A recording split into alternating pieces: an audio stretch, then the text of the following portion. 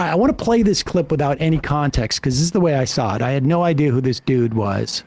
I think I got the idea that it was some type of right-winger because supposedly this is he says, this is the Democratic Regime Manifest. Now, I didn't pay too much attention to that. I wanted to see what the video was, and I liked it, for the most part. Watch this. Hey, how can I help you?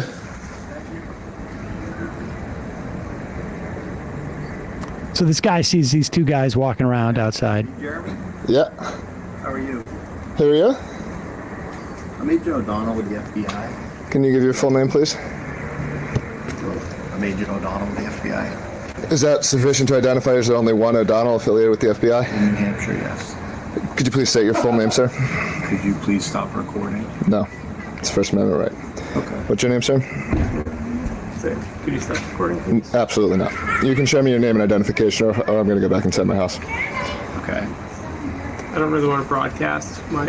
Oh, this is going out right after you guys walk away. So that's why I'm not going to. So you can show me your name or ID, you can walk away. We just want to talk to you. I'm not going to talk to people who claim to be federal agents unless they can show me identification. Okay, well, you see our badges? I need to see. Is your full name on that badge? No. I'd like to see something with your full name, or I'm not going to talk to you. I prefer you not to broadcast it. This will be going online as soon as you walk away. All right, pause it for 1 second. Now, I mean, if you're watching this, they're in New Hampshire. Things are a little bit more country up there in many respects. Also, it's very hard to imagine that if this guy holding the camera was a black guy or was a brown guy, that this would be going down like this. But it's a white guy. And when I first saw this, somebody had linked it and said, this is the price of protest. And I think that's why I clicked on it. Because I'm like, oh, good for this guy. He was out there protesting. I think at the time I thought I wonder if he's out there protesting for Palestine. I mean, that's my assumption was. And I'm like, good for this guy. He's not going to take any of this. Keep going. Broadcast it. This will be going online as soon as you walk away. All I want to do is talk to you about a post that was made, and if you happen to be the one that made the I want to talk to you about you guys coming here. Say you make a salary of, I don't know what, low 100K? You guys making six figures? Factor in 50% expenses, overhead, maybe 100% expenses. Talking about burning a couple $100 an hour just here, let alone all the time you guys are spending to investigate something that is not against the law, right? You're familiar with it. So then why would you come? Because we wanted to make sure that there weren't any. No, you're coming because you're part of a regime that does this kind of thing when laws aren't being broken. All right, pause it. So I'm thinking to myself as I'm watching this, oh, he must have I wonder if he posted a Palestinian flag somewhere or, a watermelon or. And I'm wondering if this is even FBI agents at this point, right? Where I'm like, these guys could be anybody. Did they even end up showing him his identification? They showed it back, but I agree with you. I mean, I think this guy's skepticism is justified. But, totally. That does this kind of thing when laws aren't being broken. And that's an embarrassment, man. Didn't you guys read the Constitution? Do you not believe in America? How do you do your jobs and go home? We appreciate it. You're walking away. Because nothing we did is against the law, and you guys are fuckheads that try to act like bullies. And I hope you go home and are embarrassed. You can't even say your name on camera because you know that what you're doing is embarrassing. Americans that believe in the Constitution think you're laughable. And you go home and you think about what you did today. Go home and think about it, you cowards. Drive away. Well, they're literally drive away. Yeah. You're not welcome. You should be embarrassed. Wow. Embarrassing. You guys are embarrassing. Plates.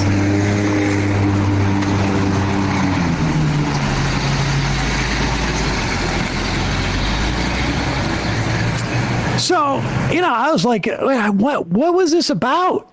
I had no idea. I'm like, this guy's fighting for Palestinian rights. You want to know what it was? Do you know what it is?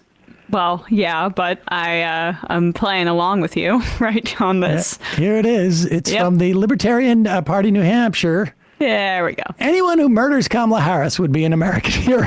Oh my God. Now, incidentally, this is coming in the wake of the Trump wasn't actually an assassination attempt. It was a would-be assassination attempt. And the Libertarian Party tweeted out after that. We deleted a tweet because we don't want to break the terms of this website we agreed to. It's a shame that even on a We had a private contract, so we don't want to. Exactly. Even on a free speech website that libertarians cannot speak freely, libertarians are truly the most oppressed minority. Hey, then why delete the tweet? Well, because they made Contract with the private service? They made a contract that they knowingly agreed to. They did not agree to abide by the laws of the United States, apparently. And They're admitting that you can be oppressed by private agreements, however. well, is he or is he talking about? I mean, it's saying you can't even on a free speech website. It's a shame Yeah. that even on a free speech website, that libertarians cannot. They're saying they can't speak freely because of this private agreement that they made, but that they're going to accept and agree, stick to. And the readers added context. In the United States, it's legally not free to incite speech to incite violence. But good job showing that you're only kowtowing to the interests of a corporation and not the big bad authoritarian federal government. That's what it is to be a libertarian. But it's also like, dude, everybody knows you're not supposed to do that. Yeah, it's against federal law to make a death threat against the president. They or the don't agree. I've had vice some president. interaction with the Libertarian Party in the past. I think I did some TV radio show of some of the members of it. They're freaks. They have tried, and I'm sorry, I don't mean to race to it. They're freaks. They have tried to set up all sorts of stuff up in New Hampshire. The live free or die state. It is, it's hilarious because I really did think like, oh, good for this. This guy was just protesting. It's, saying that you are, would like to see someone murder a presidential candidate is not protest. It's not. All right, yeah. Posting is not protests? It's not automatic protest. Jake Flores, the comedian, got visited by the feds for making a Cinco de Mayo joke. Yeah. They're already also complaining about the Secret Service and the deep state being out for Donald Trump, but I guess this proves their point. They're coming after free speech warriors like the Libertarian Party of New Hampshire just for Kamala Harris. There you go. Turning off the voicemail. The number is 646-257-3920. 646-257-3920. Dango Bangle. Now it makes sense why the feds were there investigating a post made by the Libertarian Party. Feds only show up to investigate posts if they're in that manner. Yeah, I mean... and that's all no they doubt. did, right? Like, it just seems like they came over and issued a warning. I think it was basically to get a sense of how real is this threat. Yeah. Like, let's just imagine somebody wrote that about Trump. And then that person shows up on a roof 2 weeks later with a weapon. What would people be saying about the FBI not checking out that threat? Yeah. Like, even just walking up and going like, let's get a sense of who this person is. That's it. What would people be saying? Particularly, they're probably a little bit more on guard right now, all things considered, about doing their due diligence.